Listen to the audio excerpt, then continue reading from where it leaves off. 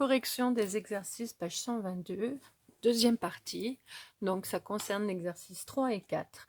Et donc, ça fait référence au théorème de Thalès et sa réciproque, donc les notions G11 et G12. Alors là, je ne vais pas refaire les figures à main levée, puisqu'elles sont plus complexes et il y a plus de choses à voir. Donc, dans l'exercice 3, donc première configuration, on est dans une configuration du triangle. Donc, j'ai des points qui sont comme ça. On a deux droites qui sont parallèles. On me donne des longueurs. Le but, c'est de trouver la longueur MN, ici. Donc, on va utiliser le théorème de Thalès. Alors, pour appliquer le théorème de Thalès, il faut que j'ai trois hypothèses. 3. Premièrement, il faut avoir des droites séquentes. Alors, cette première hypothèse à écrire, il faut faire attention, il faut utiliser toutes les lettres de la figure. Donc, le point qui sera important, c'est le point A ici. Donc, cette droite, on peut lui donner plusieurs noms. On peut l'appeler AM, on peut l'appeler AB, on peut l'appeler BM, MB, etc. Donc, moi, je dois utiliser toutes les lettres de la figure.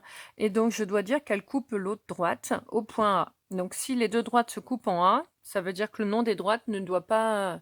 on ne doit pas utiliser le point A. Donc, la droite, celle-là, à gauche, je vais l'appeler BM ou MB. Et la droite à droite, justement, je vais l'appeler CN ou NC. Alors, attention, les droites, on s'applique au niveau des notations. Ça se note entre parenthèses. Donc, BM et CN, alors, se coupent en A. J'ai bien utilisé les 5 points de la figure. On peut dire aussi sont séquentes en A. Mais si vous utilisez le fait d'être séquent, il faut se rappeler que séquent, ça vient de sécateur, coupé. Donc ça s'écrit CA. Donc il faut vraiment faire attention. Deuxième hypothèse, il faut avoir des droites parallèles. Alors c'est écrit en mathématiques sur la figure. MN parallèle à BC. Ensuite, on doit nommer les longueurs qu'on connaît. Donc AM, alors je vais rajouter centimètres, parce que sur la figure, ce n'était pas marqué.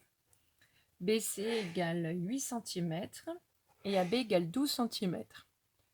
Pour pouvoir appliquer le théorème de Thalès, en fait, il y a 6 longueurs, il faut qu'on en connaisse au moins 3. 3, ça me permettra d'en calculer une quatrième. Et si on en donne 4, on pourrait en calculer 2. Alors, une fois que j'ai mes 3 bonnes hypothèses, j'ai le droit d'appliquer le théorème de Thalès.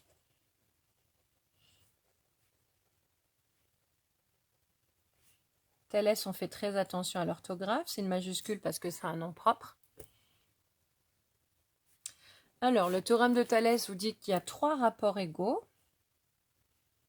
Donc, je commence par écrire les traits de fraction sur la ligne d'écriture.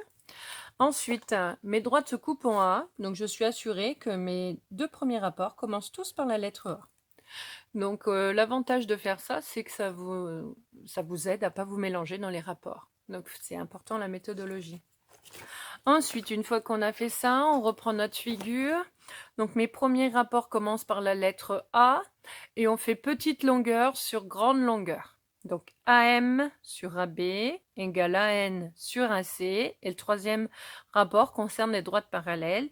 Et donc, on écrit les longueurs qui correspondent. MN sur BC. Toujours petite sur grande longueur. Donc, on a dit AM sur AB égale AN sur AC égale MN sur BC. Étape suivante, je remplace par les longueurs. Donc AM, c'est 10. Donc attention avec les fractions, on est obligé de sauter des lignes entre mes quotients. AB, c'est 12. AN, on ne me le donne pas. AC, on ne me le donne pas. MN, c'est celui que je cherche. Et BC, c'est 8. Hop là. Étape suivante, je recopie les 2 rapports qui me permettront de calculer MN. Donc, il faut recopier 2 rapports où on connaisse 3 longueurs sur 4.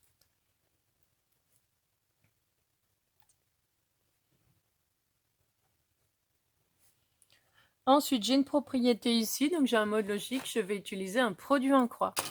Alors, je vous rappelle, le produit en croix, je veux calculer Mn, donc on fait le produit des diagonales qu'on connaît, divisé par l'autre nombre, et ça nous servira à calculer Mn. Donc on écrit Mn égale 10 fois 8, ou 8 fois 10, c'est pareil, sur 12. Il me reste à prendre ma calculatrice à taper. Et on voit que ça ne se termine pas.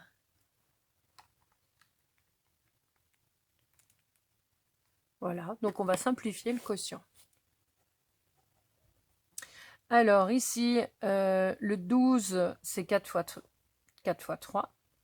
Le 10, je le garde 10. Le 8, je vais l'écrire 4 fois 2.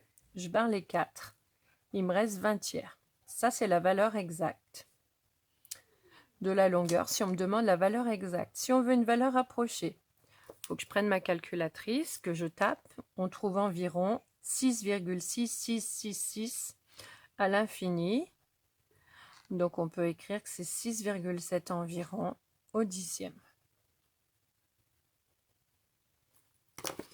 Alors, je vous rappelle, hein, si je veux une valeur approchée au dixième, je fais la troncature au dixième, j'entoure le chiffre qui suit.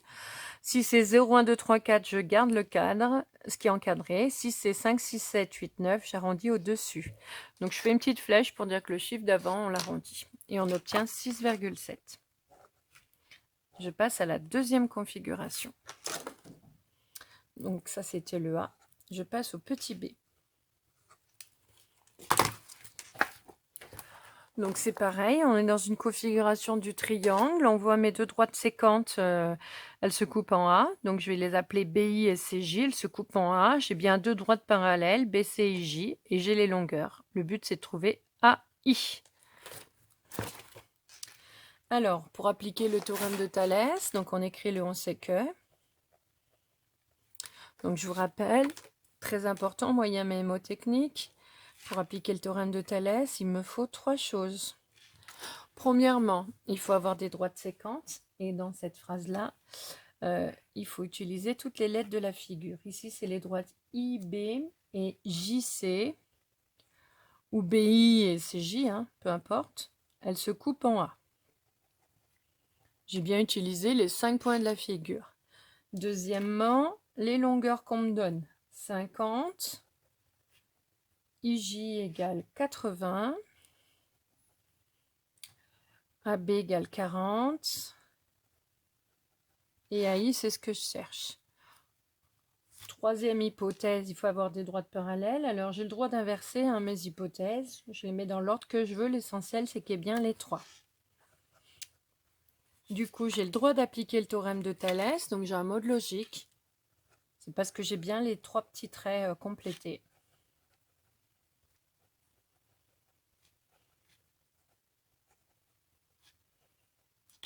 Je vais écrire le on a là, hein, peu importe. Alors, j'écris mes 3 rapports égaux. J'écris bien mon trait sur la ligne d'écriture. Mes droites se coupent en A, j'écris mes points A. Ensuite, je reviens à ma figure. Petite sur grande, donc c'est AB sur AI qui est égal à AC sur AJ et ensuite BC sur IJ. AB sur AI égale AC sur AJ égale BC sur IJ. Étape suivante, je remplace par les longueurs qu'on a écrit au-dessus. Donc AB c'est 4, AI c'est celui que je cherche. Le AC, je ne le connais pas. Le AJ, je ne le connais pas. BC, c'est 50 et IJ, c'est 80. On recopie les deux rapports qu'on va utiliser. Donc, je veux le rapport avec la longueur AI et le rapport qu'on connaît en entier, donc 50 sur 80. Ensuite, je fais mon produit en croix.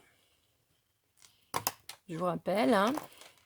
Je veux calculer AI, donc je fais le produit de la diagonale que je connais, 4 fois 80, divisé par 50.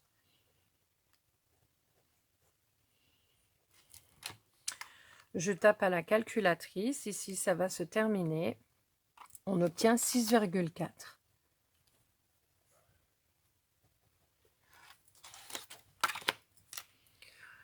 Donc on en a fini de la première partie qui est de l'application du théorème de Thalès.